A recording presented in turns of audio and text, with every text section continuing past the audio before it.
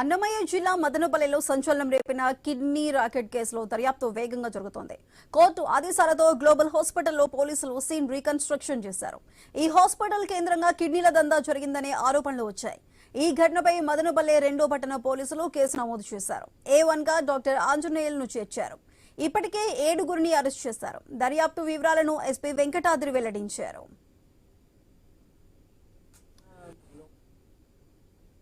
Global హాస్పిటల్కి court పర్మిషన్కి apply చేసి search and Caesar కోసం రావడం అయితే జరిగింది. అండ్ కోర్ట్ పర్మిషన్ మనం పెట్టిన తర్వాత ఈరోజు మనకి సర్చ్ చేయమని అండ్ సీజర్ చేయమని దానికోసం మనకు అసిస్టెంట్స్గా మెడికల్ టీం నుంచి కూడా మెడికల్ అబ్జర్వర్స్ కూడా వచ్చారు అండ్ మీడియేటర్స్గా కూడా వచ్చారు. వీళ్ళ సమక్షంలో ఏవైతే దీనికి సంబంధించిన మెటీరియల్ ఏదైతే ఉందో మెడిసిన్స్ అవ్వచ్చు, మిగిలిన ఏదైతే రెలవెంట్ మెటీరియల్ ఉందో అవన్నీ కూడా మేము సీజ్ చేయడం జరిగింది. సీజ్ చేసి పంచనామా డ్రాప్ చేసుకొని మేము అన్నీ కూడా రేపు కోర్ట్కి సబ్మిట్ చేయడం కూడా జరుగుతుంది.